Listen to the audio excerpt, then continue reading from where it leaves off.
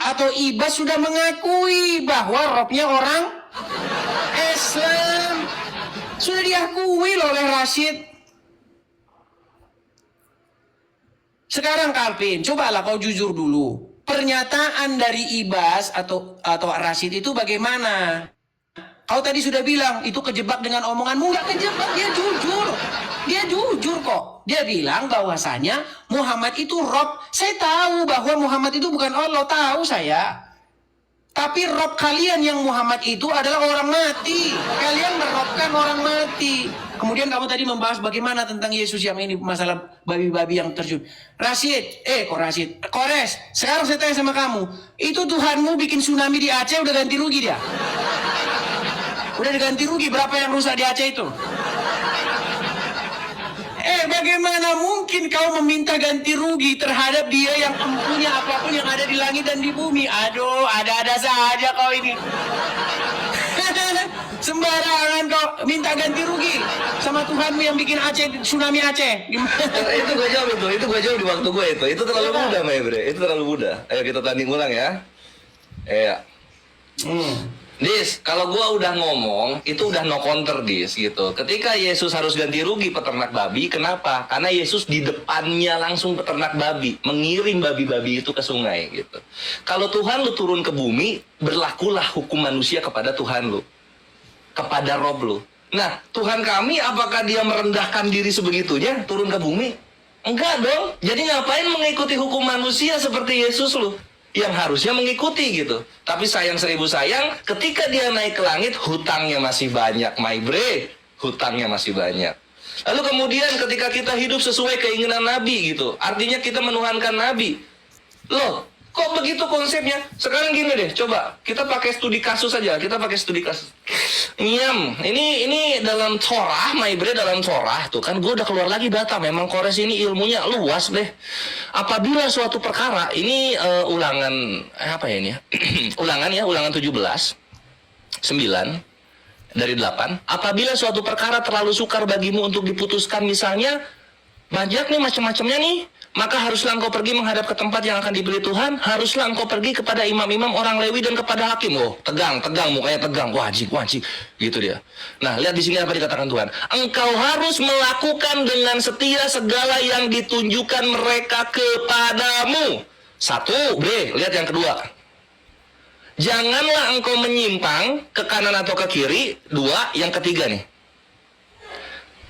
Orang yang berlaku terlalu berani dengan tidak mendengarkan perkataan imam yang berdiri di sana sebagai pelayan Tuhan ilahmu atau perkataan hakim, maka orang itu harus mati. Dar, selamat datang di kebenaran. Ini hakim-hakim jadi Tuhan setara Yesus. Iya.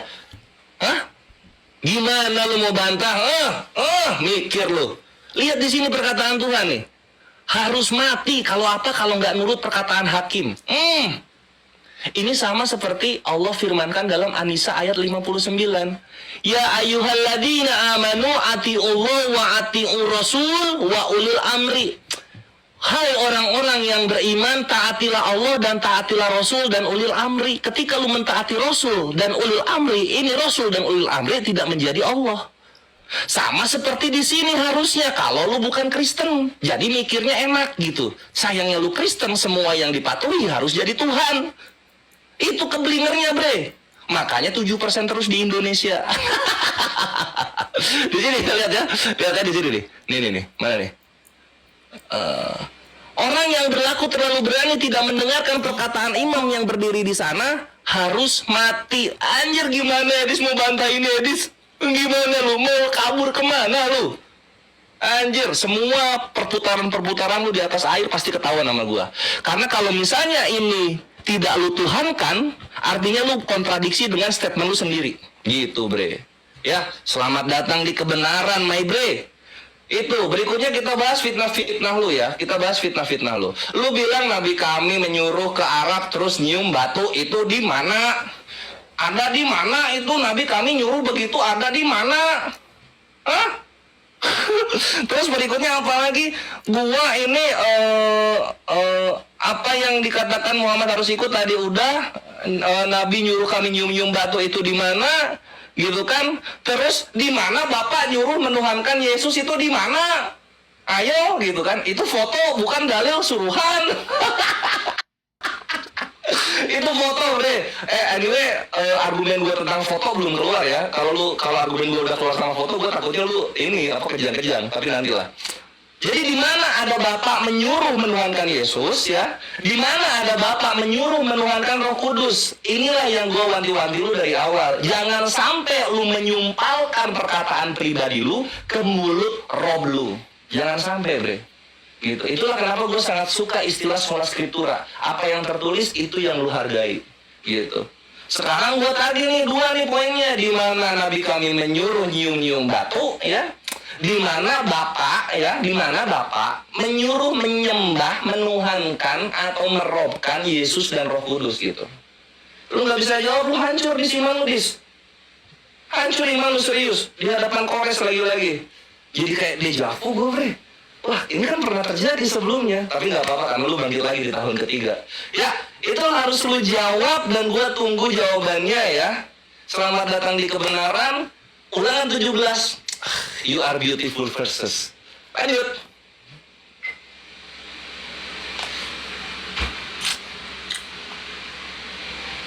Udah terdiam dia kawan-kawan.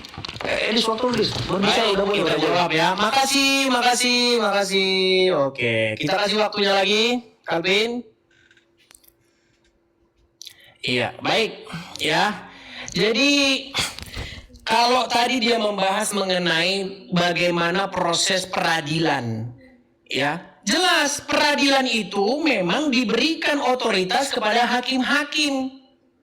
Tapi yang sedang kita bahas ini bukan soal peradilan loh. Yang kita bahas ini adalah bagaimana kamu menuruti kehendak-kehendaknya. Gimana sih ini orang nggak nyambung loh.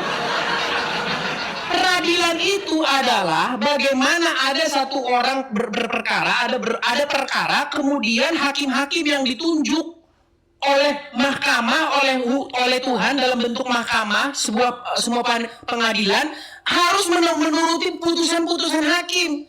Yang saya bahas bukan soal peradilan, yang saya bahas bagaimana seorang muslim harus menuruti keinginannya Muhammad. Ini nggak nyambung ini si Kores ini. Coba tunjuk sama saya dalam Bible itu bahwa hakim kalau ngomong harus dituruti oleh orang-orang.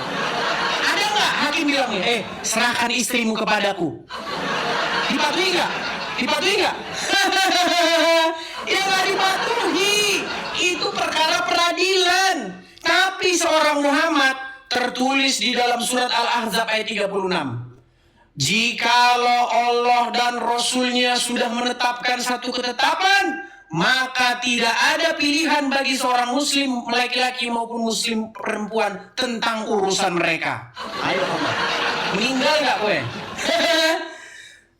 Itu latar belakangnya adalah perkara Zainab. Zainab dilamar oleh Muhammad supaya jadi istri anak angkatnya. Lalu Zainab menolak. Saya nggak mau menikah dengan anak angkatmu. Dia kan dari kalangan budak, sedangkan saya dari kasta yang tinggi. Lalu turunlah ayat itu. Jikalau Allah dan Rasulnya sudah menetapkan satu ketetapan, maka tidak ada pilihan bagi orang muslim tentang urusan mereka. Nggak punya pilihan. Kok bandingin sama hakim soal peradilan? Kau nggak nyambung. Makanya saya bilang kurang-kurangin benturin kepala ke ubin. Sekarang saya tanya, muslim masuk kau kamar mandi pakai kaki kiri, keluar kau pakai kaki kanan. Apa itu soal peradilan? Itu soal bagaimana umat muslim dikontrol oleh mayatnya Muhammad di kuburan. Sampai masuk kamar mandi pun harus diatur. Terus kau bilang, di mana ada umat muslim disuruh nyiumin batu? Justru umat muslim melakukan apa yang Muhammad lakukan. Sebegitu mengkultuskannya kalian, Calvin. Sampai apapun yang Muhammad ini kalian ikut-ikutin. Muhammad jenggotnya panjang, ikut jenggotnya panjang. Muhammad celananya cingkrang, ikut cingkrang. Muhammad bercalak, ikut bercalak. Ini masalah bagaimana Muhammad telah menjadi dewa di tengah-tengah kalian. Kalian dewakan. Gimana sih si Calvin ini? Terus pertanyaanmu, di mana Bapak menginginkan bahwa semua manusia itu beravodah, beribadah kepada Yesus. Nih, di dalam Yeremia ini bukan perintah lagi. Ini apa yang akan terjadi, bahkan dinubuatkan tentang apa yang akan terjadi. Yeremia 30, kita mulai dari yang ke-7. Ya, kita mulai dari yang ke-5. Sungguh, beginilah firman Tuhan. Telah kami dengar jerit kegentaran, kedahsyatan, dan tidak ada damai. Cobalah tanyakan. Yeremia 30, kita mulai 9 ya. Kita langsung dari 7 ya. Hai, alangkah hebatnya hari itu, tidak ada taranya. Itulah waktu kesusahan bagi Yakub, tetapi ia akan diselamatkan daripadanya. Maka pada hari itu, demikianlah firman Tuhan semesta alam, aku akan mematahkan kuk dari tengkuk mereka, dan memutuskan tali-tali pengikat mereka, dan mereka tidak akan mengabdi lagi kepada orang-orang asing. Nih, kata mengabdi ini, avodah ini. Kata mengabdi ini bahasanya yang sering kalian pakai ini, ibadah ini. Nah ini, mereka akan mengabdi, kata mengabdi di sini avodah, berbakti, beribadah. Mereka akan mengabdi kepada Tuhan Allah mereka dan kepada Daud raja mereka yang akan kubangkitkan bagi mereka. Kata Daud di sini merujuk kepada Sang Mesias yang akan datang. Kata Daud di sini merujuk kepada Daud sudah mati. Mereka akan mengabdi kepada Daud yang akan kubangkitkan bagi mereka. Ini merujuk kepada sosok Mesias. Yesus yang akan datang, mereka akan beribadah kepada mereka. Jadi keinginan Bapa itu bukan cuma keinginan, bahkan mereka akan mengabdi, berapodah kepada Yesus. Masalahnya kau mengabdi, beribadah aja, kau nggak tahu. Kau pikir beribadah itu tunggang tungging macam kau. Silakan lanjut.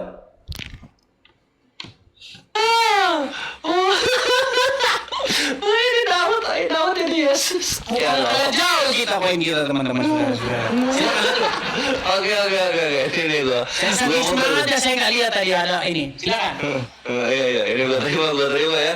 Jadi kawan-kawan bisa dilihat ya, Edis menghindari ulangan 17, di sana nggak ada sama sekali pengadilan. Lu lihat di sini ya, di ulangan 17 gitu. Ini udah hakim itu kalau dalam bahasa apa namanya? Kalau dalam bahasa Yahudinya itu softim ya, bahasa Ibraninya. Lu lihat di sini. Apabila suatu perkara terlalu sukar bagimu, ini tentang perkara, perkara itu apa aja, ya. Jadi lu jangan bilang ini pengadilan, apalah yang lu mau gitu. Lu perhatikan di sini, itulah kenapa nanti dibilangnya apa di sini? Engkau harus melakukan dengan setia segala yang ditunjukkan. Kalau lu misalnya cebok atau boker harus pakai sekop, seperti di ulangan 23:13 harus pakai sekop. Itu gue bukan menghujat, anjir, serius ada itu. Lu kalau boker pakai sekop lu. Nih, tuh ulangan 23:13. Di antara perlengkapanmu haruslah ada sekop kecil, dan apabila engkau jongkok ada hajat haruslah engkau menggali lubang gitu. Jadi kalau hakimmu udah bilang pakai sekop boker. Hakim lu bilang lu masuk kamar mandi loncat dua kaki lu loncat gitu. Itu yang dibilang di sini. Nggak ada di pengadilan, nggak usah lalu lari-lari ya.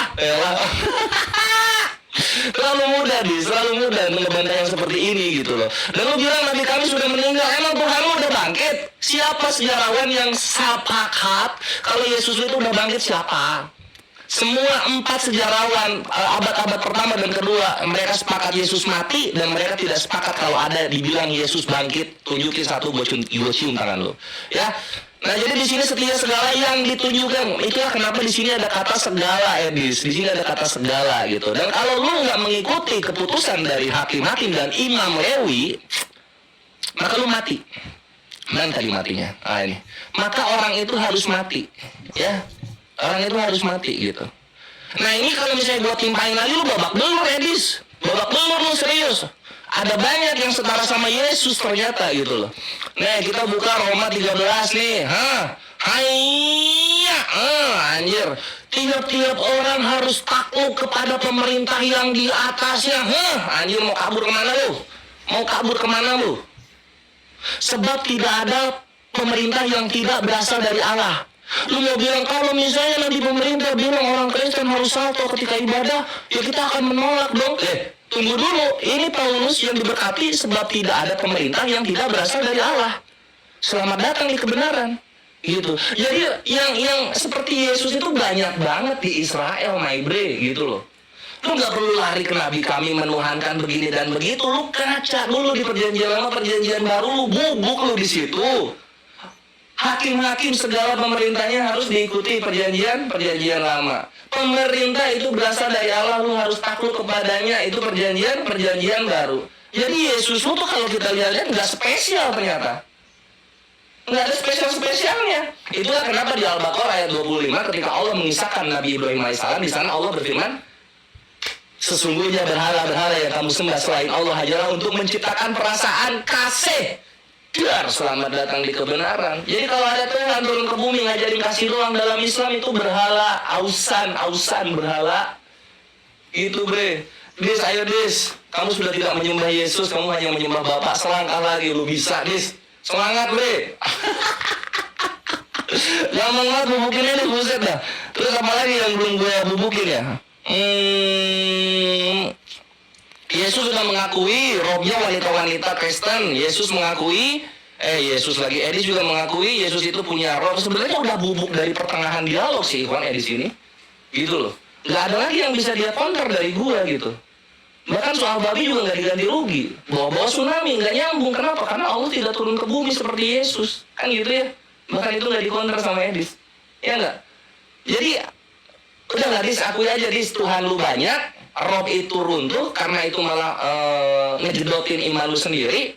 Jadi kurang-kurangin beribadah di rumah toko karena ventilasinya jelek sehingga pengap, merusak oksigen di otak.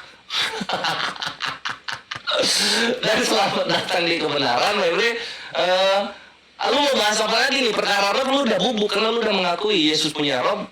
Suami Kristen itu rob untuk wanita-wanita Kristen gitu. Dan Nabi kami tidak tersentuh sama sekali sama lu. Nabi kami tetap suci dan mulia dan agung gitu. Nggak tersentuh deh. Gimana ya? Apa bagusnya diterusin aja atau gimana nih? Lu udah kalah deh, lu udah mengakui statement-statement gua.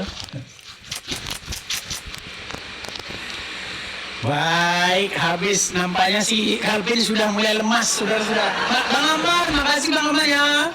Nampaknya si Calvin sudah mulai mau pensiun ya. Iya, kita hajar lagi dia teman-teman, mau lah. Dia mau kasih. Oh iya. Baik. Ya, jadi lupa tadi kita mau tanggapi dari Bajingan gue berhasil Ikhwan. Dia semakin emosi dan ngamuk, gimana ingin menambah durasi. Kita kasih ya keras-keras ya. Apakah udah cocok buat parade patung ya? Gimana? Dibisukan sama dia ternyata. Oh, dia ngomong terus dibisukan. Berarti kita ngomong sama dia dibisukan ini. Emang liciknya mereka. Sorry bre. Sorry bre. Berarti saya ngomong dibisukan ya? Bukan dibisukan. Berarti dibisukan. Enggak dibisukan, lu masuk di YouTube gua, lu masuk. Gua lagi ngobrol sama YouTube gua. Aduh. Ya. Terus gimana nih? Kita ulang lagi atau gimana? Waktunya? Ya nggak apa-apa lah, saya lanjutin aja lah. Baik, jadi begini ya. Tadi sudah saya bilang berkali-kali, apa sih pengertian merobkan, mengabdi? Bible itu tidak pernah loh ada narasi larangan mengabdi kepada manusia, mengabdi kepada pemerintah, nggak pernah ada larangan. Bahkan kata avodah itu pertama kali muncul ketika Tuhan menjadikan manusia, Adam dan Hawa, lalu mereka ditaruh ke taman, sebuah taman Eden untuk mengusahakan. Nah, kata mengusahakan itu ya dalam bahasa Ibrani-nya itu avodah. Berbakti, beribadah, bekerja. Bible itu melarang orang bekerja, mengabdi, beribadah kepada berhala-berhala, patung-patung tuangan, kepada allah-allah asing. Itu yang dilarang Bible. Jangan ada padamu Allah lain, ilah lain, otoritas lain di hadapanku. Jadi nggak boleh ada otoritas yang lain. Nah, negara itu otoritas dari Bapa di surga. Makanya negara tidak ada satu pemerintahan yang tidak ada campur tangan Tuhan di dalamnya. Karena kalau tidak ada campur tangan Tuhan, negara itu akan runtuh, akan tumbang, akan hancur. Makanya di dalam Bible diperintahkan setiap manusia harus tunduk kepada pemerintah di atasnya. Karena pemerintahan itu memang datang dari Bapa di surga. Yang dilarang oleh Bible itu otoritas lain. Jangan ada padamu ilah lain. otoritas lain di hadapanku. Nggak boleh. Apakah Yesus otoritas lain? Tidak. Yesus itu otoritas yang datang daripada Bapa. Roh Kudus juga otoritas yang datang daripada Bapa. Gitu loh. Makanya pahami Bible dengan benar. Nah sekarang masalahnya Muhammad dan Allah itu adalah ilah-ilah lain. Makanya kalian ketika menjadikan Muhammad atau Allah sebagai otoritas, sebagai ilah, kalian itu sudah menjadikan otoritas lain selain daripada Allah, Abraham, Ishak dan Yakub. Buktinya apa? Ini akhirnya kau jadi begini. Batu kalian cium-ciumi. Coba. Gimana kau itu? Kau pergi ke Arab, nabung puluhan juta untuk mencium-cium batu, lempar-lempar batu, cium-cium batu, dikerjain sama orang Arab. Gimana? Percaya kalau cium batu nanti surga abad dosanya dihapus. Kau nanti mau mengutip Yesaya. Lihat, aku telah membuat mulutmu ini tahir. Aku telah menempelkan itu ini. Kok mau nggak nyambung, itu penglihatan. Ini batu beneran loh, batu beneran dikultuskan. Nah, terus kau bilang mengenai tadi, oh ya lupa saya menanggapi tadi. Ini saya tambahin dikit ya, karena tadi kepotong loh. Gini, tadi kamu bilang masalah sekop, ya. Karena memang di dalam perkemahan itu, mereka kan berkemah di padang gurun dalam perjalanan mereka ke Israel. Mereka memang harus dibawakan sekop. Kalau mereka mau boker, mereka itu harus gali dulu. Karena nggak ada WC, orang mereka jadi di padang gurun. Mereka itu di padang gurun, berkemah di padang gurun dalam perjalanan ke Israel. Makanya kalau mereka mau boker, mereka itu harus digali. Itu bukan ketetapan Musa, itu ketetapan Tuhan langsung. Makasih Bang Ahmad. Nah jadi gini, ini sedikit saya tambahin lagi ya 1 menit karena tadi kepotong. Ya oke? Nah gini, sekarang begini. Yang kamu bahas tadi Calvin, itu mengenai perkara kalau ada perselisihan. Jikalau ada perselisihan, ya maka mereka itu harus datang kepada Musa untuk mencari keputusan. Nah lalu dikatakan, jikalau ada perkara yang terlalu sulit. Nah perkara yang terlalu sulit itu mengenai perkara. Ada perkara gitu loh. Nah sementara Muhammad di dalam agama Islam itu bukan ada perkara masalah hukum. Masalah orang itu harus nurutin keinginannya Muhammad. Buktinya apa? Buktinya Zainab itu tadinya nggak mau dia nikah sama Zaid, itu nggak mau. Lalu Muhammad bilang, kalau Allah dan Rasulnya menetapkan ketetapan, maka tidak ada pilihan bagi Muslim itu selain tentang urusan mereka. Nah, masalahnya begini, Calvin. Muhammad yang berinisiasi menikahkan Zainab kepada Zaid, ujung-ujungnya Zainab jadi istrinya Muhammad. Akal bulus. Akal bulus. Ini bukan urusan perkara, ini mengenai urusan syahwat. Syahwatnya ada. Oh, nanti saya ngomong Kristen. Silakan. Sorry. Gimana kau itu? Silakan. Dis, mantap Dis. Jadi ini pengakuan yang ketiga dari Edis hari ini. Mantap banget. Bible tidak pernah melarang merobkan kepada manusia dan pemerintah. Wih keren banget. Kalau gitu ngapain lu ngebahas Nabi dan Islam gitu? Karena ini secara Tuhannya Kristen, Islam itu benar. Selamat datang di kebenaran, my bre. Iya nggak? Islam itu benar gitu loh. Karena Indonesia pemerintahnya itu Islam. Dalam pembukaan UUD alinea ketiga, di situ berkat rahmat Allah yang Maha Kuasa. Anjing, ini apa nih kok hening? Oh ini suara kemenangan. Anjing enak banget gua. Lalu kemudian cium batu masuk surga, bre. Lu kayak orang bingung aja gitu loh. Sebelum ada batu hitam, Yesaya 6 lu udah bahas. Di sana ada apa? Ada batu skincare. Jadi di dalam bahasa Ibraninya tuh rispah ya. Dalam bahasa Ibrani itu rispa, dan dia itu apa? Ketika dicium-cium, dioncok-oncok sama mulutnya Yesaya, itu batu menebus kesalahannya dan mengampuni dosa-dosanya.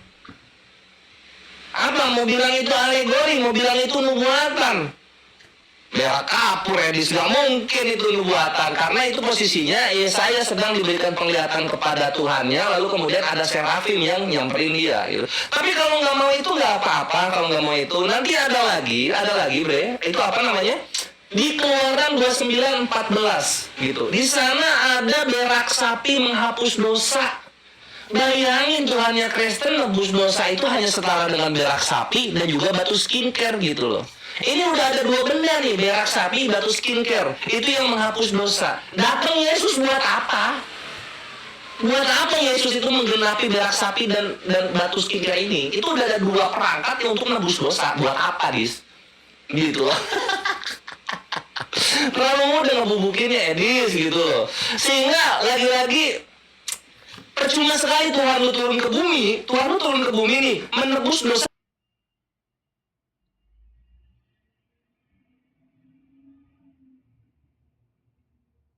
Ternyata orang Kristen masih berdosa juga. Atau enggak gini kayak orang-orang yang berpercaya kepada Yesus seenggaknya ada bedanya ke sama manusia biasa. Misalnya contoh bisa bernapas di dalam air gitu loh. Nggak perlu makan gitu kan. Hidungnya nggak ada lubangnya kayak gitu loh. Ternyata sama-sama aja. Sehingga ini adalah kegagalan konsep Tuhan ketika dia turun ke bumi gitu. Itu jatuhnya ke sana. Dan apa ya Dis ya? Makin kesini lu makin bubuk, lu malah mengakui lagi Bible tidak melarang merobkan kepada manusia dan pemerintah gitu. Kalau dalam Islam lu mendahulukan pemerintah daripada negara, itu togut namanya. Itulah kenapa dalam alinea ketiga Undang-Undang 45 Indonesia ada pembukaan atas rahmat Allah. Jadi Indonesia ini dalam kasih sayangnya Allah, sehingga kita bisa bernegara sesuai dengan tuntunan Al-Quran dan As-Sunnah gitu loh. Nah yang lucu ketika lu membahas mengenai kami mengikuti Nabi kami, lu sangka itu Nabi mewajibkan. Kalau misalnya diwajibkan semua perkataan Nabi adanya di Al-Quran, gitu loh.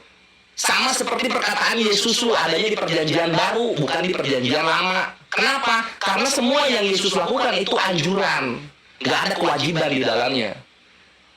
Ya iyalah nggak ada kewajiban yang masa gitu kan Yesus datang-datang bawa hukum baptis. Baptis itu bukan kewajiban deh, karena baptis itu bukan ajaran nabi-nabi. Jatuhnya itu apa? Sunnah. Kalau di gua ya. Lalu kemudian contoh misalnya penyaliban itu menebus dosa, itu juga bukan kewajiban. Karena tidak mungkin kalau lu pakai otak hukum Taurat digenapi dengan hukum salib. Hukum salib ini punya pagan, Dis.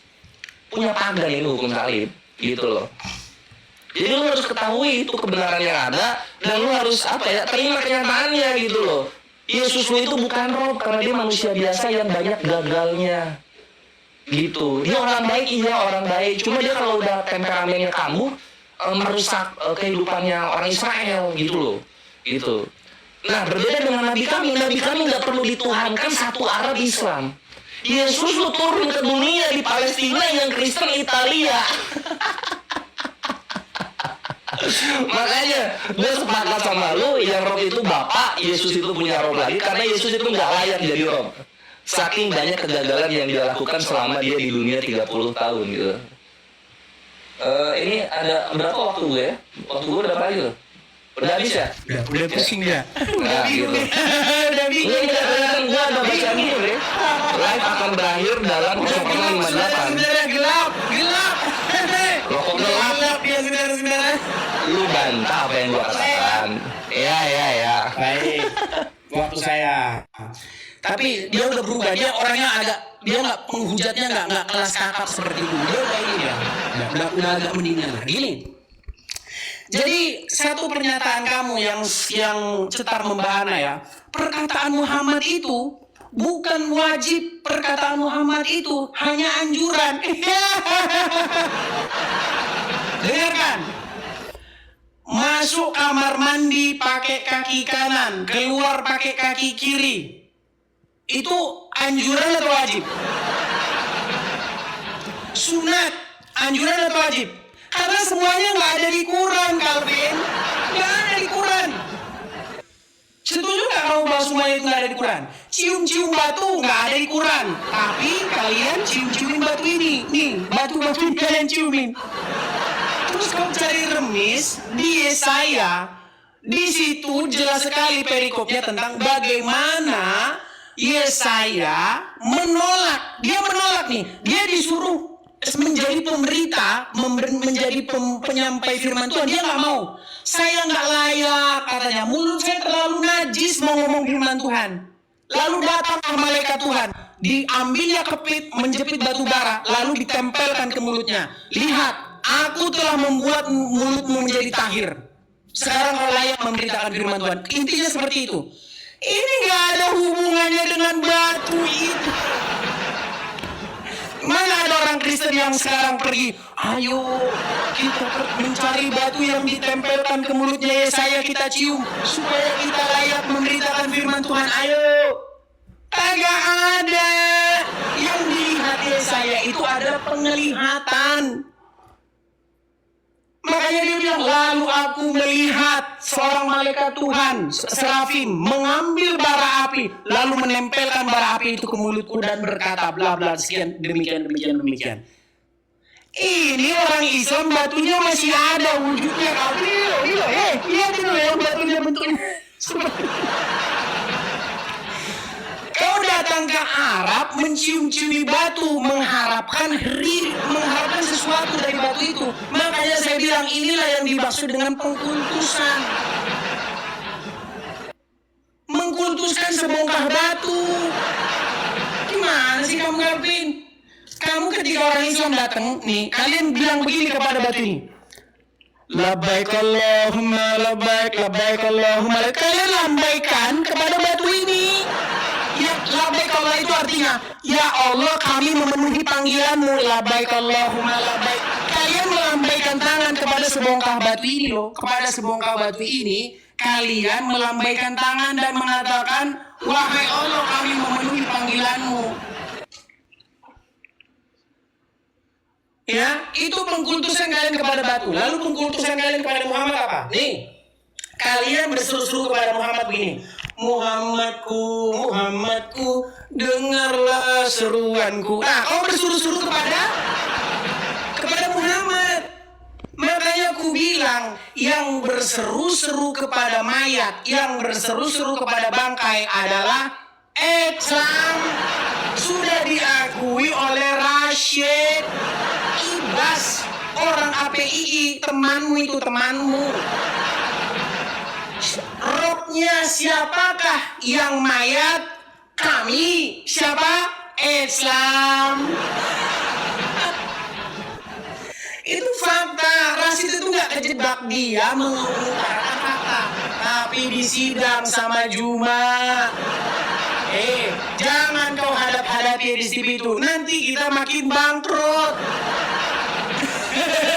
Jadi tidak ada lagi nanti umat. Calvin, coba kau dengarkan dulu, kau fokus dulu ya. Perkataan Muhammad itu bahkan lebih tinggi dari perkataan Allah. Gak ada dalam Quran itu sholat 5 kali sehari, gak ada. Di dalam Quran itu gak ada sholat kau harus dudukin kakimu kayak begini. Gak ada dalam Quran. Kalau sholatlah kau harus dudukin kakimu kayak begini. Ini omongan siapa semua ini? Kalau sholat itu harus kau dudukin kakimu macam begini. Nggak ada, mana ada dalam Quran begini. Kau kakimu dudukin, yang satu begini. Nggak ada, kau cari sampai jungkir balik, nggak ada. Yang kalian kerjakan ini nggak tahu omongan siapa. Pergi ke Arab, cium-cium batu, nggak tahu omongan siapa. Makasih Bang Aman.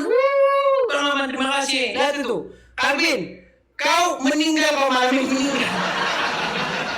Ya. Habis baraku. Makasih Bang Aman. Makasih Bang Aman. Gue gak pernah runtuh bre. Gue gak pernah runtuh. Kau itu mau counter. Gue tuh mau counter. Ini waktu lihat nih sini. Lu bilang ya saya 6. Iya. Nah pertama kita bahas dulu mengenai perkataan itu kan udah gue kasih lihat di An-Nisa ayat 59. Taatilah Rasul, kata Allah gitu loh. Allah bilang begitu. Lalu kemudian Rasul mengikuti gerakan-gerakan dari Jibril. Kemudian gerakan-gerakan tersebut sampai kepada Kami umat manusia gitu. Sekarang posisinya salib itu bentuk T bukan bentuk X. Dari siapa? Dari siapa itu salib bentuknya T bukan X gitu. Ayo, coba Yesus gitu kan, setelahnya gondrong, dia jenggot belah dua gitu kan, terus ada sendalnya kayak gitu, ada sendalnya. Terus celananya sampai ini gua kasih lihat ya, gua kasih lihat. Ini setelan Yesus setelah diteliti oleh ilmuwan, profesor. Ini lu lihat sini. Nih. Iya ya, lu lihat nih. Gini. Ini. Habis lu dis. Ini ya, ini dari Profesor Johan Taylor. Ini Profesor Johan Taylor. Ini tempatnya Alda menjadi kuburan di sini sama Christian Princess juga. Lu lihat. Nah, ini Yesus tuh begini, bre, keriting-keriting, rambut pendek, tangannya ke atas meminta-minta. Ini di Matthew Henry ada. Dan dia nggak mampu membelis. Ya, kenapa? Ambil air minum. Lanjut aja, ambil air minum bentar. Oh iya, silakan. Lanjut. Dan ini adalah apa? Ini adalah setelannya gitu. Karena Yesus bukan orang kaya. Lu dapet ini dari siapa kalau bukan dari orang-orang Yunani? Kami mending langsung dari Nabi. Penampilan Yesus lu dapet dari siapa? Gitu. Habis nggak mau bikin edis gitu loh. Lu ketawa ketiwi ngatain Nabi kami, sekarang bagian gue telajani Tuhan lu mau minta minum gitu kan, keselak lu lihat bentuk Tuhan lu begini, lihat. Nah terus di sini lu lihat lagi di sini, nah ini ya, lu lihat di sini dis, nah sini dis, ini. Yesus berkeliaran dengan cara paling memalukan di hadapan semua orang. Dia mendapatkan penghidupannya dengan cara tercela dan mendesak dengan mengemis atau menerima sumbangan yang kayak gini mau jadi rob, gitu. Dia setelannya tuh kayak begini ini. Kalau kita lihat Yesus ya, kita lihat Yesus nih. Yesus. Kami mending dari kami gitu pengajarannya. Lu mengimani Yesus begini bentuknya nih. Anjir, seakan-akan gagah dia bre tuh.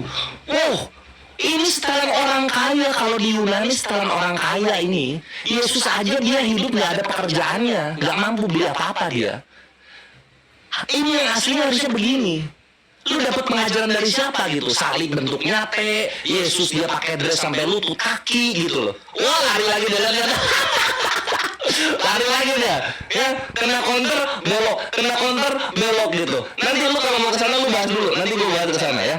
Nah, berikutnya Edis bohong ya, Bang. Perhatikan nih yang batu itu ya. Di sini tuh bukan tahir, lihat di sini. Ia menyentuhkannya kepada mulutku serta berkata, "Lihat, ini telah menyentuh bibirmu, maka kesalahanmu telah dihapus dan dosamu telah diampuni." Jadi Yesus nebus dosa, kemampuannya menjiplak batu di Yesaya 6.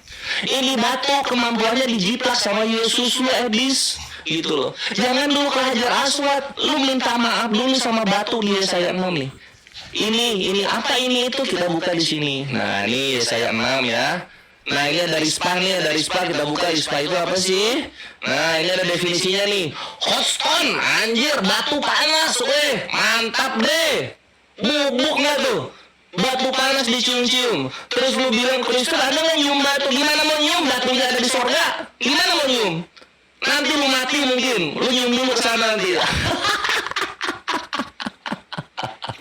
Belum ini dia Edis kabur dari pembahasan yang ini gitu. Itu Yesus ngejiplak kemampuan batu. Berikutnya ini ada berak sapi, kemampuan berak sapi. Yang nggak bisa dipungkiri lagi. Nah ini Keluaran 29:14. Ini tritunggalnya Yahudi ya. Tetapi daging lembu jantan itu, kulitnya dan kotorannya haruslah kau bakar habis dengan api di luar perkemahan itu. Itulah korban penghapus dosa. Selamat datang di kebenaran deh. Jadi apa sih bedanya Yesus dengan berak sapi dan batu panas di Yesaya 6? Apa bedanya, Dis?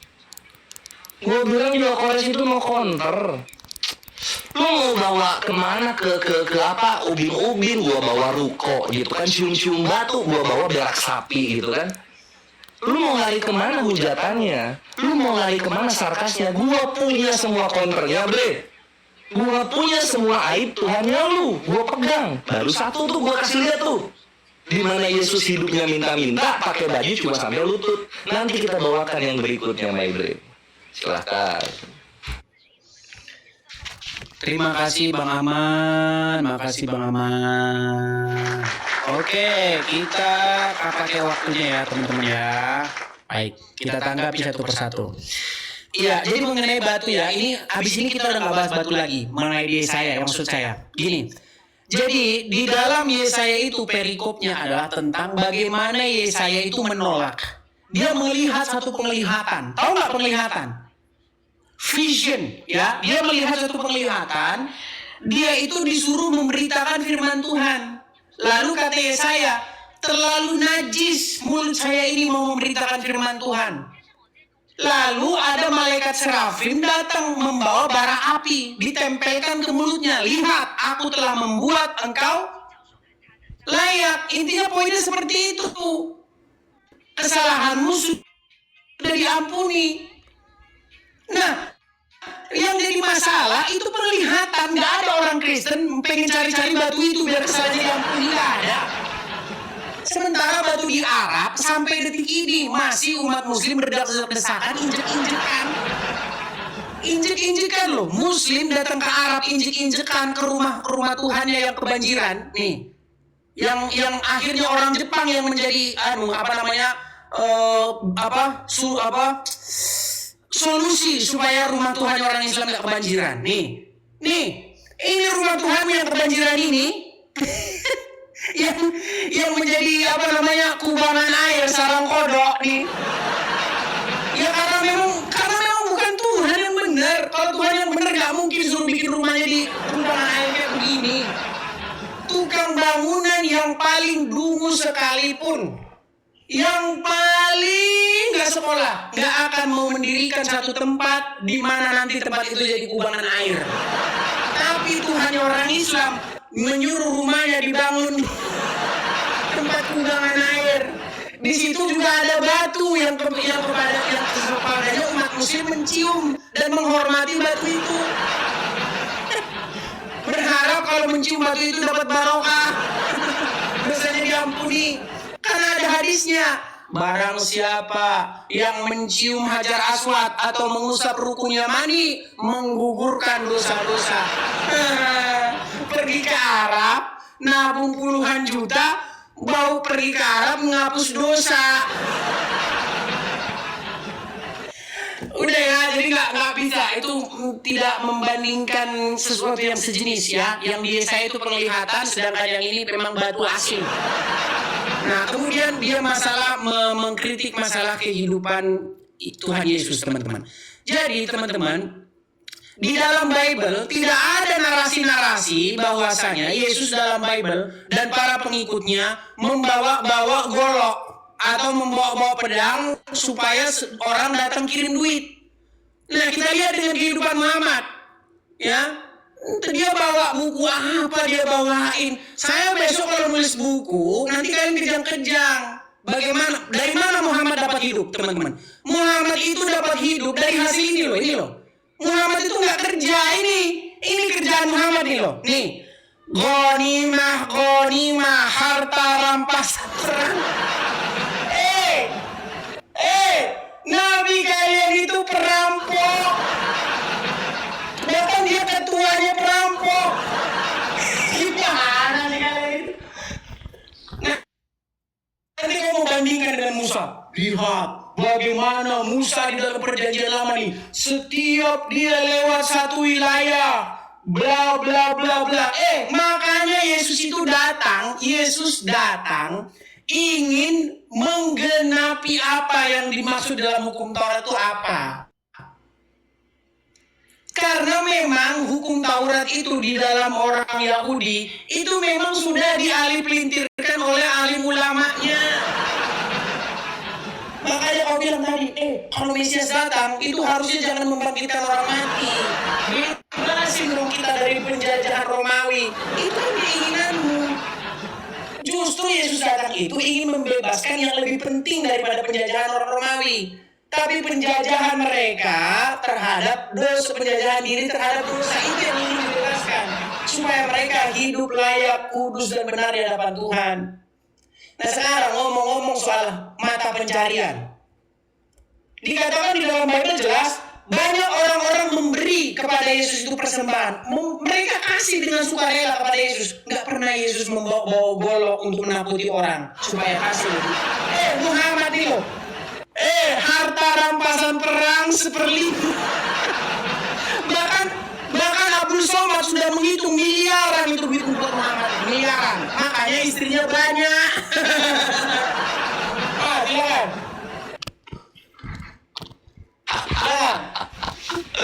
Salah lu Dis, gue tuh nggak pernah ada masalah sama Musa di perjanjian baru deh. Ini kita mulai dulu ya, itu. Nggak pernah ada masalah gue bermasalah sama Yesus lu gitu loh.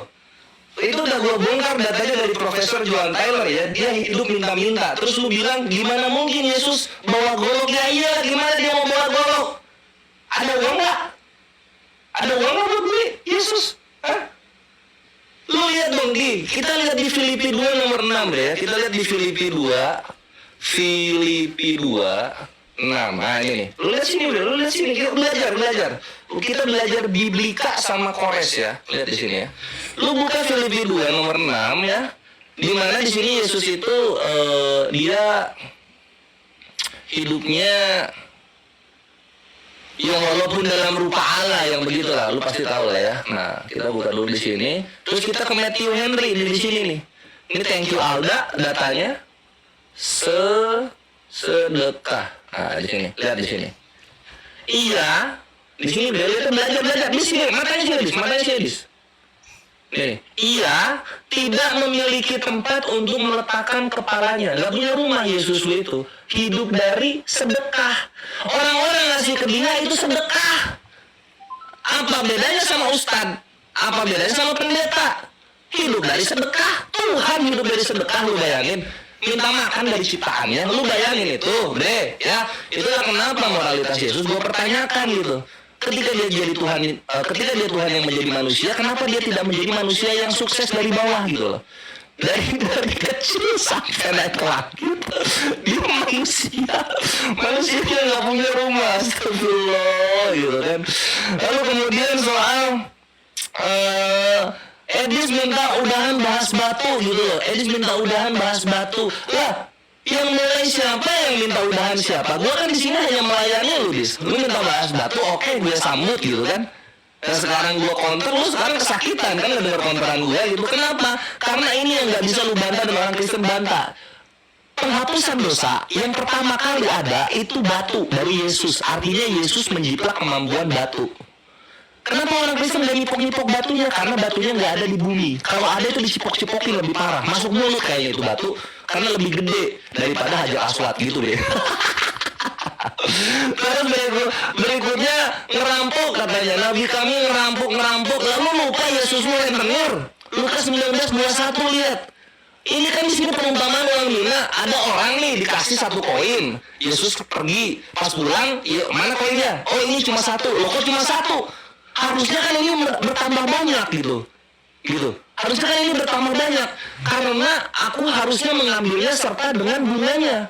Tuh Yesus mengajarkan rentenir. Orang yang gak suka cara Yesus mendapatkan uang, apa yang dia lakukan? Semua seteruku ini yang tidak suka aku menjadi rajanya, bawalah mereka kemari dan bunuhlah mereka di depan mataku. Dar, selamat datang di kebenaran. Ini orang, Yesus lu bre, hidup gak punya rumah, beli golok aja gak mampu, tapi kalau angan-angan paling tinggi dia. Dia kalau angan-angan paling tinggi, Dis. Lukas 19:27, lu lihat ini belajar. Gitu loh, mau ngebandingin sama nabi kami, istri banyak, pedagang gitu kan, punya kambing banyak, penggembala gitu. Mau dibandingin Yesus, lu 1 wanita aja nggak ada yang mau kawin sama dia deh, nggak ada yang menawarkan diri, nggak seperti nabi kami. Mau dibandingin, ya Allah ya Robbi gitu kan. Lalu kemudian terakhir itu soal penjajahan terhadap dosa. Gue tanya sama lu, Dis, coba jujur sama gue. Lu emang coba ya, kalau misalnya memang mau soal dosa, ini harusnya zaman Salomo, ya, harusnya zaman Salomo, karena Salomo nyembah berhala waktu itu. Atau enggak harusnya zaman Yehuda. Karena Yehuda itu prot-prot, sakit kupingnya ya. Karena Yehuda itu prot-prot sama Tamar, menantunya diprot-prot sama Yehuda. Atau enggak di zaman Nuh. Karena apa? Karena dia incest sama ini anak-anaknya yang cewek-cewek gitu. Lu datang di abad pertama Yesus. Ini Yahudi dosa apa? Yahudi gue tanya, dosa apa dia? Hah? Dosa apa? Gitu loh. Yahudi lagi dijajah bangsa Roma. Ini Yesus datang kucuk-kucuk bangkitin orang mati. Lihat, orang mati bangkit. Yahudi kan, oke, bagus. Kapan kami bebas dari Roma? Oh, itu enggak. Enggak, saya nebus dosa kalian. Lah kami dosa apa? Kami nyembah berhala emang abad pertama? Enggak juga.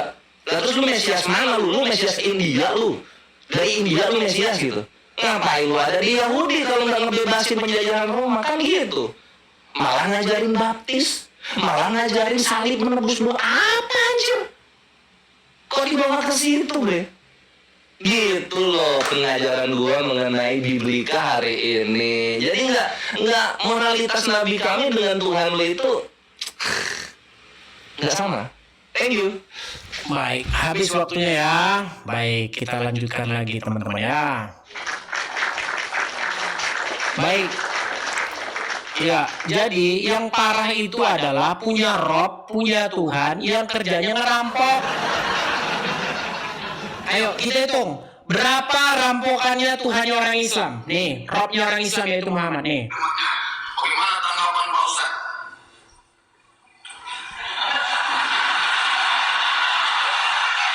Ketika yang bawa pena tolong tulis.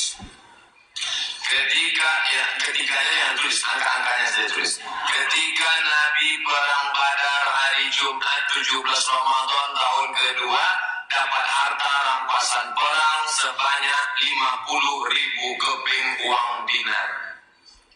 50.000 keping uang dinar. 50.000 keping uang dinar. 1 dinar beratnya 4,25 gram, 2 juta sekarang. Nah, yang punya kalkulator, 2 juta kali 50.000 keping sama dengan 100 miliar. 100 miliar hasil daripada ngerampok. Hasil daripada ngerampok, bro, ngerampok. Tahu nggak? Pernah nggak Yesus membawa pedang? Nggak usah pedang, garpu. Pernah nggak? Kasih lo duit sama gue, kasih lo, awas. Nggak pernah. Ini nabimu. Lebih parah daripada preman terminal. Preman terminal itu masih sembunyi-sembunyi ya, masih sembunyi-sembunyi. Di belakang terminal Raja Basa. Awas. Bawa garpu, kasih nggak lo duit? Itu masih sembunyi-sembunyi. Ayo Nabi Muhammad bareng sama ininya, sama bapaknya, sama gengnya. Ayo kita perang serbu kampungnya orang itu. Dapat berapa kata Bro Somad? Berapa ribu tadi? 100 miliar. Makanya saya bilang, makanya istrinya dia banyak. Kalau muslim ditanya berapa istri Muhammad, sampai nggak tahu orang Islam berapa istri Muhammad. Sampai nggak tahu. Iris kuping saya kalau muslim tahu berapa istri Muhammad sesungguhnya. Nggak tahu mereka istrinya Muhammad. Saking banyaknya, nggak tahu mereka juga. Ada yang ngomong 11, ada yang ngomong 9. Muslim banyak orang itu dia. Banyak sekali. Bahkan di dalam Al-Quran dibilang perempuan boleh menyerahkan dirinya kepada Muhammad. Boleh. Lalu Aisyah membongkar. Aisyah adalah orang yang membongkar siapa Tuhannya Muhammad sesungguhnya. Kata Aisyah. Apa kata Aisyah?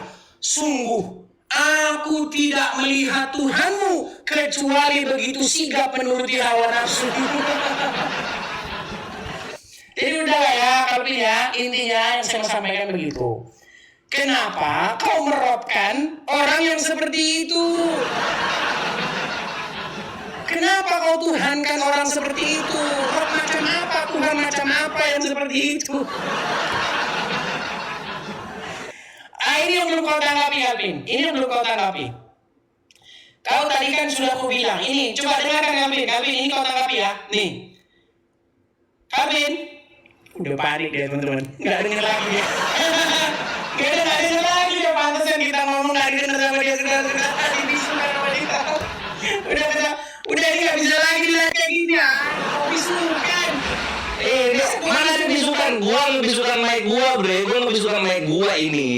Ini kan waktu lu ngomong terus loh, ngomong terus. Udah habis argumen. Argumen udah habis.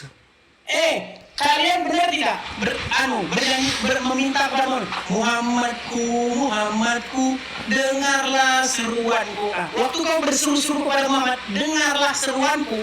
Kutanya sama kau berseru-seru kepada bangkai atau enggak? Jangan kau efekmu matikan lah. Sih pakai efek, besar-besaran suara. Gimana sih? Ini dulu habisin aja dulu lagi gue jawab. 5.000-an, tahu saya Iya. Mike Lalu dari- saya tahu. Berarti lu sama kayak Yesus lu dong, ini nggak ada uangnya. Habisin aja dulu waktunya, nanti waktu gua. Coba ketika kau mengatakan kepada Muhammad, dengar Muhammadku, Muhammadku, dengarlah seruanku. Kau jawab dulu. Kau akui tidak bahwa umat Islam berseru-seru kepada bangkai, kepada mayat? Enggak, kepada ruhnya Nabi Muhammad kami, bukan kepada bangkai Berseru mayat. kepada arwahnya Muhammad. Ruh. Allah Allah itu jamak dari ruh. Nggak kena ya, Dis. Ruh. Nggak kena ya?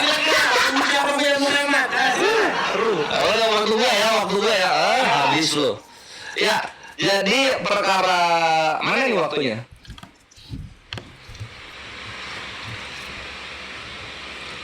Mana waktunya, Dis? Oke, sebentar.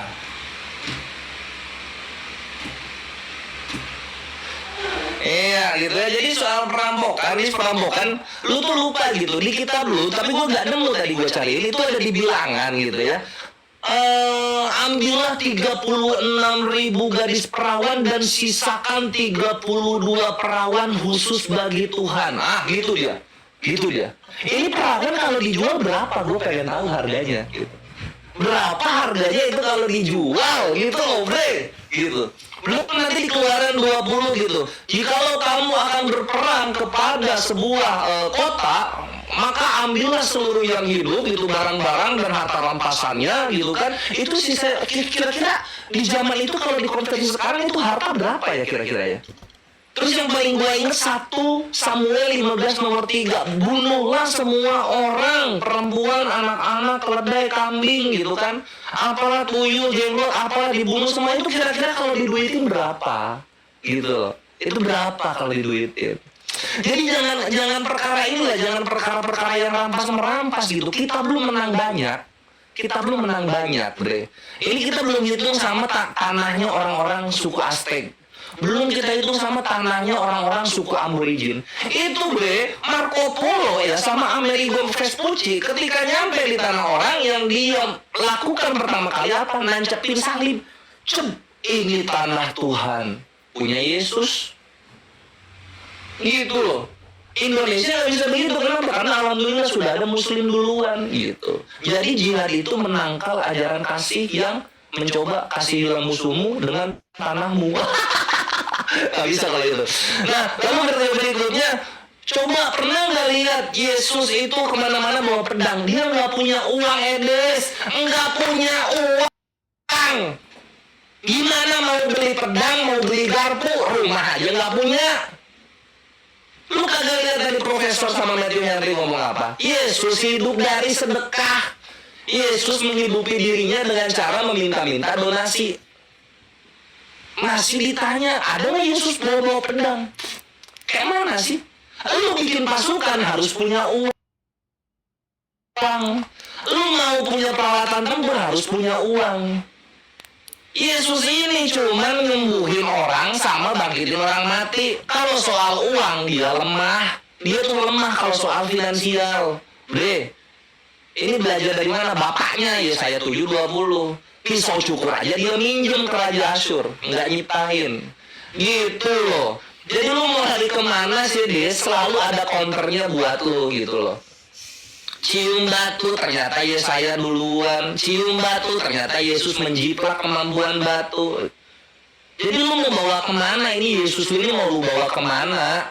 Kemana-mana gagal. Bangsa Israel masih dijajah. Sampai sekarang Kristen minoritas di sana. Turun di Palestina yang Kristen Italia. Gitu loh. Ngapain lu menuhankan Rob yang gagal dalam segala misinya? Ngapain? Gitu. Nabi kami lu kata-katain kayak gimana? Satu Arab Islam, bre. Satu Arab Islam. Yesus dengan segala kemampuannya yang dielulukan ternyata hidup gak punya rumah di Palestina. Israel tetap dominan.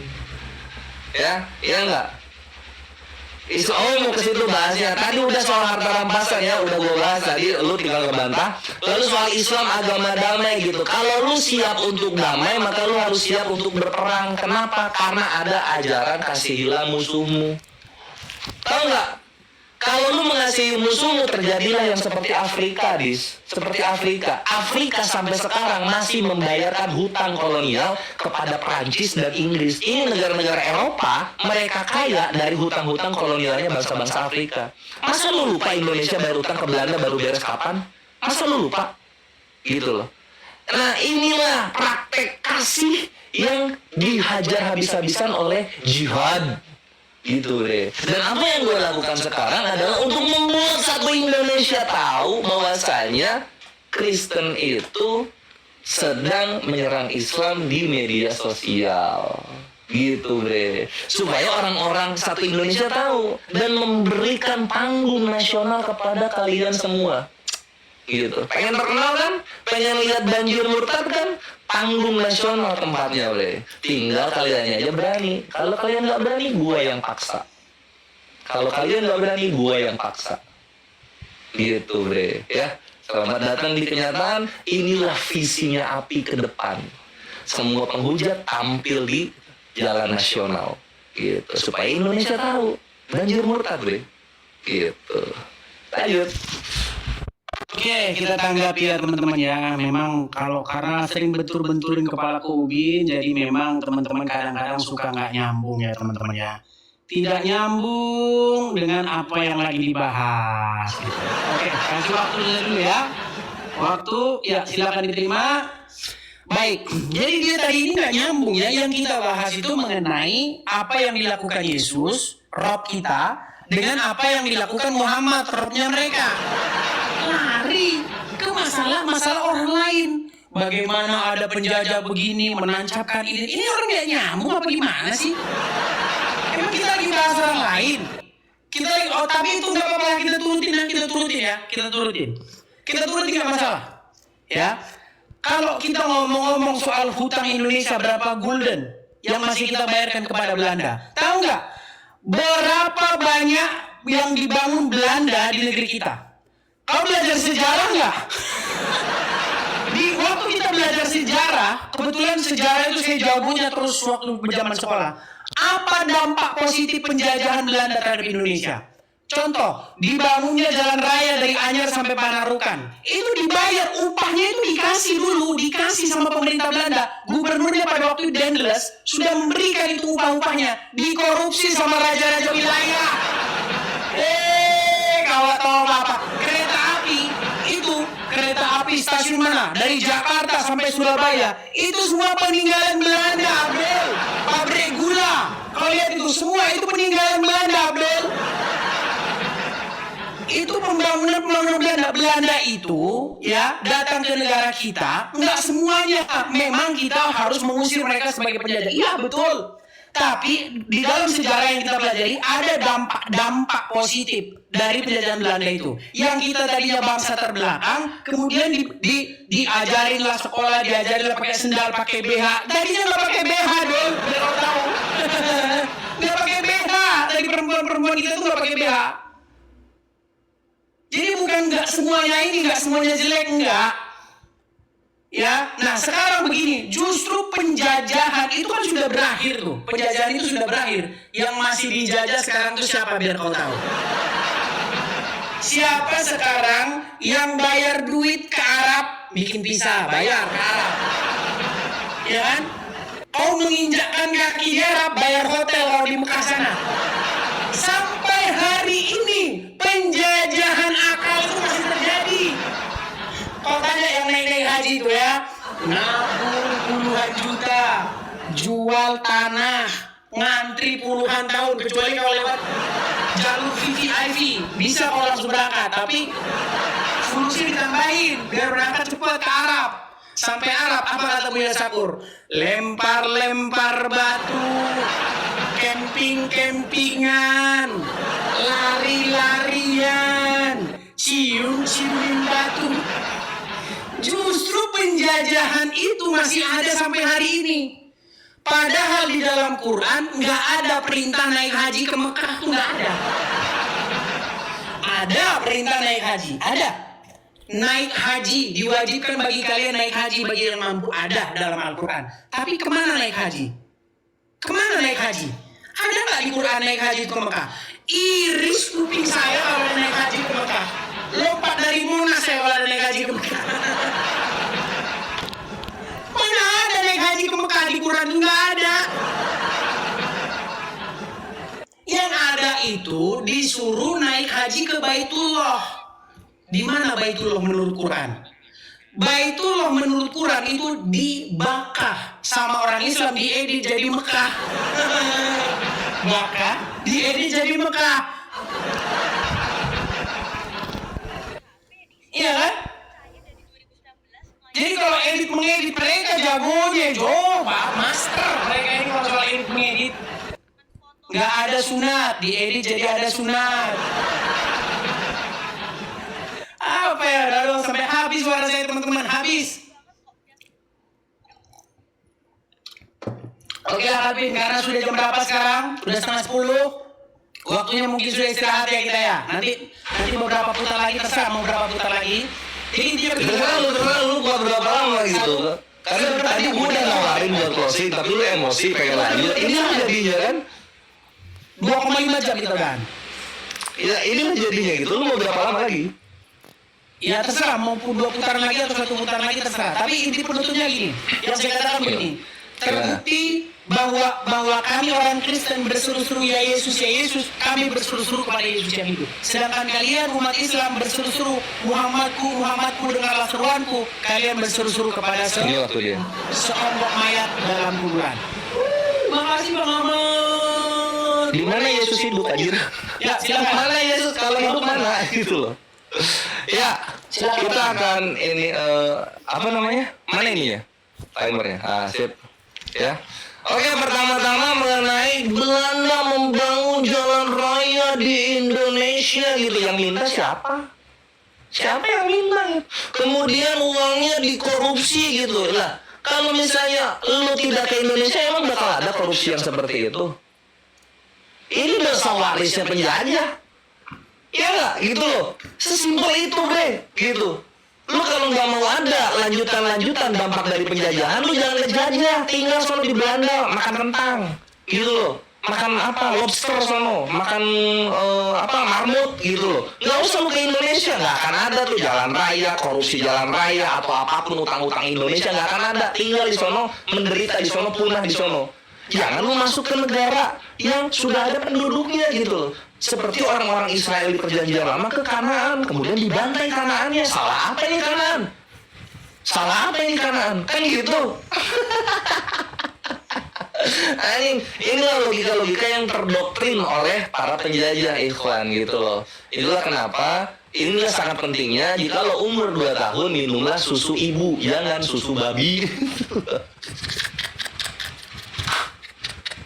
Lalu berikutnya gitu, siapa yang masih dijajah? Orang-orang Islam, karena kalau misalnya bikin visa itu harus bayar gitu.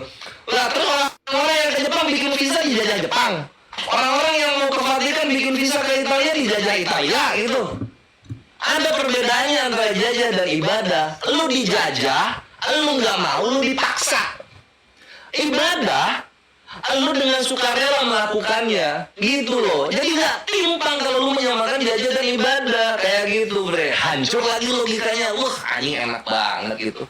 Terus haji dibahas di mana haji harus ke Mekah. Ya itu Baitullah, itu Ka'bah itu gitu loh. Makoraba itu ya Mekah itu, gitu. Baka itu yang nama lain dari Mekah dulunya.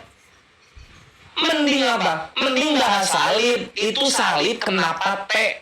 Kenapa enggak X? Dari mana itu salib kok T enggak X gitu kan? Pasti nggak bisa bantah, bre. Karena orang-orang Kristen itu imani saja gitu. Mereka kalau ada koran masuk dirobek setengah, dibacain yang setengah lagi dibuang. Itu orang Kristen tuh. Itu orang Kristen. Itulah kenapa Indonesia bagian barat makmur, mayoritasnya Islam soalnya. Gitu. Terus kita mau lari kemana lagi? Ini moralitas Yesus ini belum habis sebenarnya pengen gua bahas deh. Yesus dibilang hidup ya, lu bilang Yesus hidup gitu. Siapa saksinya Yesus hidup itu siapa? Sejarawan mana yang sepakat sama lu kalau Yesus itu hidup siapa gitu loh? Udah gua bilang 4 sejarawan paling awal yang ada di abadnya Yesus ya, bukan di zamannya Yesus, di abadnya Yesus itu semuanya sepakat Yesus itu mati dia itu enggak bangkit. Makanya lu sekarang nggak bisa melihat Yesus di mana dia mana gitu kan, lu cuma lihat replikanya baik patung ataupun batu yang diukir. Gitu, jangan lu bilang Yesus hidup depan gua tagih datanya, gua tagih. Kan kalau kayak gini kan kelimpungan kalian jadinya. Iya nggak? Oh, nah Muhammad mati, Yesus hidup gitu. Anggap Yesus hidup. Apa hidupnya dia itu manfaatnya apa untuk bumi sekarang? Wafatnya Nabi kami, Islam sudah jadi. Yesus mati, Kristen belum jadi apa-apa. Untung ada Paulus. Jadi itu Kristen tuh. Gak ada Paulus, apa ini? Mentok ormas Yunani, organisasi masyarakat, mentok. Kan gitu. Iya nggak? Iya. Coba apa? Yesus hidupnya apa? Manfaatnya untuk orang Kristennya apa? Manfaatnya apa? Ada apa gitu? Apakah ketika dia turun ke Palestina yang menjadi mayoritas Kristen? Enggak tuh. Apakah Israel mempunyai negara di Palestina ini gara-gara Yesus? Enggak juga. Jadi manfaatnya apa? Coba gue pengen tahu. Itu kalian jawab. Kalian itu mengagung-agungkan sesuatu melalui fitnah dan tidak ada kontribusinya kepada dunia.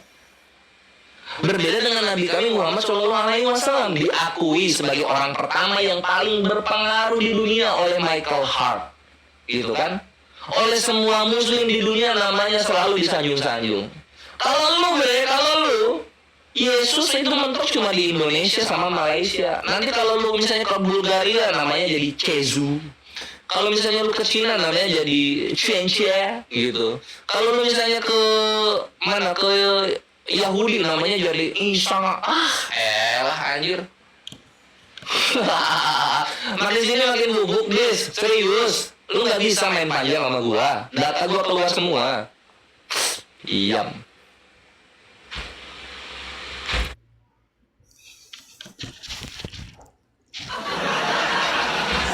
Oke, baik ya, kita tanggapi ya teman-teman ya. Kita tanggapi satu persatu teman-teman. Baik. Dia mengatakan siapa yang saksi Yesus hidup. Ya jelas di dalam Bible itu murid-murid ya kan. Bahkan Yesus berkata kepada mereka, engkau adalah saksiku. Mulai dari Yerusalem, Samaria dan sampai ke ujung bumi. Bahkan sudah dituliskan oleh para murid-murid. Apa yang kami lihat tentang firman yang hidup. Apa yang kami dengar. Apa yang kami raba dengan tangan kami sendiri tentang firman yang hidup. Itulah yang kami beritakan kepada kamu. Ya jelas. Jadi kalau kau bilang sejarawan yang hidup kemarin sore dia hidup, bahkan orangnya masih hidup, kelahiran tahun 2012. Kalau kau bilang dia jadi sumber sejarawan, ya repot kau berpikir model begini. Kau bilang Muhammad orang nomor 1, ya jelas lah nomor 1. Kalau bikin nomor 2 nanti masuk penjara gimana? Contohnya siapa? Arswendo membuat satu polling bagi para pembaca tabloid. Siapakah tokoh favoritmu? Ternyata setelah hasil pollingnya di polling nomor 1 Soeharto, nomor 2 begini, nomor 3 ini. Masuk namanya Arswendo, nomor 5 Arswendo, nomor 6 Muhammad paling bontot. Masuk penjara. Arswendo masuk penjara gara-gara begitu. Inilah kelakuan mereka ini. Gak mau mereka kalau Tuhannya nomor 6, gak mau. Pokoknya Tuhan kami Muhammad harus nomor 1. Kita nanggep ini aja ya. Kemudian mengenai Belanda. Ya kan, kok Belanda sana Kalvin, kau lihat berapa banyaknya orang Indonesia, orang-orang Islam setelah mati pengen bikin pisah. Aduh, saya pengen banget mau ke Belanda, pengen banget saya foto-foto ini, pengen banget. Mereka jungkir balik bikin visa Schengen, jungkir balik pengen ke Belanda. Bahkan kalau mereka, lihat nih, saya keren, di Eropa foto-foto. Saya tanya kamu, Ada nggak yang mau jalan-jalan ke Afghanistan? Ada nggak mau jalan-jalan ke Bangladesh? Bangladesh, Afghanistan, Pakistan. Kagak ada. Kalian mau ke sana kagak ada. Ini yang saya bilang, kaum munafik. Iya, munafik kalian itu. Giliran kami pengen syariat ditegakkan. Ayo, apapun permasalahannya kita solusinya. Lihat Afghanistan, lihat Pakistan, bubar. Syria, Irak, bubar. Ya, saya sudah ke Turki. Saya sudah ke Turki. Di Turki orang-orang saya tanyain nggak ada, separuh nggak percaya sama separuh nggak percaya sama Islam, separuh jumlahnya. Cuman KTP-nya doang Islam, separuh nggak percaya. Karena mereka udah lihat tuh negara-negara tetangga bubar gara-gara itu. Terus kemudian yang kedua, mengenai Makkah, nama lain daripada Makkah, ngarang. Dari mana Makkah itu nama lain dari Makkah? Dari mana? Makaroba. Dari mana? Nggak ada di Quran Makaroba. Kata Mekah itu disebut hanya satu kali dalam Quran. Mun'im Syiri dalam sebuah narasinya mengatakan begini, Quran itu mustahil ditulis di Mekah. Injil pasti ditulis di sekitaran Israel, Mediterania. Kenapa? Disebutkan tuh nama-nama itu. Disebutkan. Yerusalem, disebutkan kanan. Disebutkan. Itu membuktikan bahwa buku itu ditulis di situ. Nggak ada dituliskan di Injil itu Sumedang, nggak ada. Quran mengklaim dirinya dituliskan di Mekah, tapi Mekah hanya disebut sekali. Disebut, makanya mustahil. Makanya ada satu teori, Quran itu nggak berasal dari Mekah. Nggak ada. Orang Mekah itu padang pasir, tandus, nggak ada kehidupan. Oke Alvin, ini putaran terakhir, habis ini nanti kamu terakhir ya, supaya kita ini karena udah hampir 3 jam loh, saya udah hampir 3 jam nih. Ya mantap ya, gua bawa longkan dus ya. Liburan ya. Itu karena saya tadi yang mulai. Oke. Jadi intinya begini, saya tutup lagi dengan kalimat pamungkas. Muslim, Kristen berseru kepada Rob yang hidup, Muslim berseru kepada Rob yang meninggal di kuburan, yaitu Muhammad. Nah, Oke, thank you Adis, waktu yang mana ini? Mana ininya? Siap Dis, ini sakit, ini menyakitkan ini Dis. Iya, jadi kawan-kawan, pertama dia mau bahas Israel versus Mekah. Mekah kota, Israel negara, gitu. Lu kalau mau bahas Mekah versus Yerusalem, gitu loh. Nah, ada nggak itu Injil itu ditulis di Yerusalem, ada nggak gitu? Jangan sampai ke Antioquia sana gitu di Turki, jauh, melayang-layang di permukaan air gitu loh, oke? Jadi logika geografinya itu harus nangkep gitu loh. Makanya jangan menuhankan roh, tuhankanlah zat yang maha tinggi, yaitu Allah Subhanahu wa Ta'ala. Bandingin Mekah sama Israel, sama aja lu bandingin ini udah Jakarta sama Malaysia, kayak gitu loh. Lu kayaknya sekolahnya SD-nya 2 kali kayaknya lah, diulang lu. Nah berikutnya gini, perkara mengenai fakta bahwasanya Yesus itu ada saksi-saksinya. Kata-kata Elia Miron ini yang selalu gua ingat untuk kawan-kawan Kristen ya. Asumsi teologis tidak bisa membantah fakta sejarah. Jadi fakta sejarah mana yang membuktikan Yesus bangkit? Gitu my bre. Sampai sekarang nggak ada. Makanya gua sesuai dengan perkataan Elia Miron berstatement dan menyatakan Yesus itu masih mati sampai sekarang. Jadi ngapain lu berdoa kepada Rob yang mati? Gitu my bre. Posisinya Yesus mati tidak meninggalkan apa-apa. Nabi Muhammad wafat, dia meninggalkan Islam untuk Arab. Selamat datang di kebenaran. Nah berikutnya soal trip to Afghanistan. Siapa yang mau trip ke Afghanistan? Siapa katanya gitu. Oh, ini kalau udah gua putar kamera kelihatan keyboard ini biasanya gemeter kawan-kawan Kristen.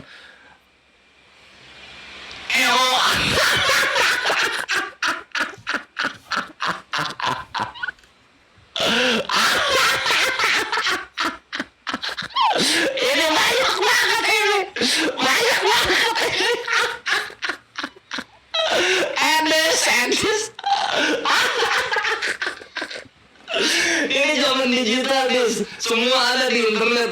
Gampang banget ngebubukin lu, serius. Karena lu ngomong asumsi, gue pakai internet gua.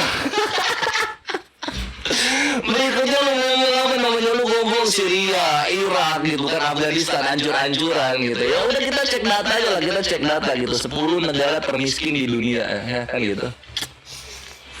10 negara termiskin di dunia 2024, kita lihat.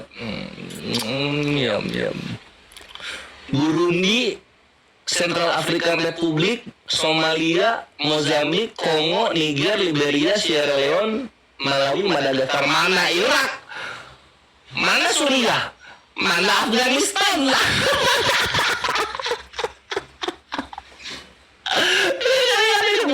Burundi apa sih Burundi? Coba lihat. Burundi ini siapa tahu Islam, siapa tahu. Burundi ini paling miskin nomor 1 di dunia ya, pokoknya. Burundi religion, coba kita lihat Burundi religion. Agama di Burundi itu Kristennya 67% dan Protestannya 5%. Animismenya 32, Muslimnya cuma 1%. Yang paling miskin negara dengan mayoritas yang rohnya Yesus yang mati dan tidak bangkit. Yang kedua satanis. Luar Suriah, Irak, coba ini. Ini ada Republik Afrika Tengah nih, Republik Afrika Tengah. Coba kita lihat ya, Republik Afrika Tengah. Central Afrika Religion. Itu. Ini coba lihat. Mana ya?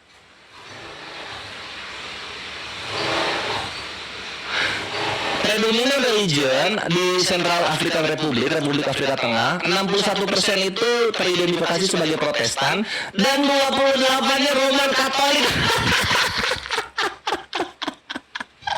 Dua negara termiskin di dunia bukan Suriah, Irak atau Afghanistan, tapi kawan-kawan Kristen sendiri. Dalam nama Tuhan mereka miskin.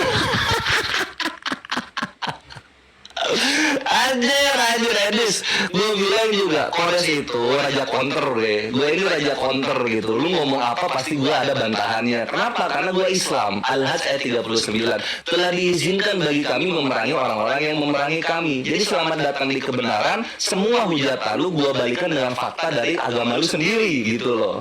Dan juga aib-aib Tuhan lu sebagian gue buka. Ini di sini gue baik bre, nggak gue buka semua aib Tuhan lu. Tapi semoga lu belajar dan mendapat hidayah, my bre. Thank you waktunya. Mantap banget memang Edi. Keren. Karena sudah terlalu larut malam, Iya. hampir jam 10 malam, jadi kita rehat sejenak. Rehat dulu ya. Lanjut lagi. Siap, my bre. Tapi sedikit sebelum saya tutup. Masanya masih ada belum puas. Bukan, sedikit. Nggak, kita nggak pakai waktu ini. Tadi perasaan ya, kita itu lagi bahas mengenai negara yang kacau balau gara-gara agama loh. Kacau balau gara-gara agama. Ini yang ditanggepin malah bahas negara-negara yang nggak ada hubungannya dengan agama. Tapi tadi kita lanjutkan lagi. Agama Kristen itu mayoritas, kenapa nggak bisa mendominasi ekonomi? Oh iya, nggak apa-apa. Sampai ketemu lagi. Sampai ketemu lagi, Alvin. Oke. Siap. Sampai ketemu lagi. Sampai jumpa, Edis. Baik, itulah tadi diskusi kita ya teman-teman ya. Walaupun Selamat datang di kebenaran kawan-kawan. Inilah yang terjadi kalau misalnya ada penghujat atau ada orang yang digasyokan dalam kekristenan dan Islam gitu. Ketemu Kores habis. Semua hujatannya habis. Lu lihat tadi. Edis punya waktu 5 menit cuma kepake 3,5. Cuma kepake 2,5. Sisanya dia bingung mau bahas apa. Kenapa? Karena setiap counteran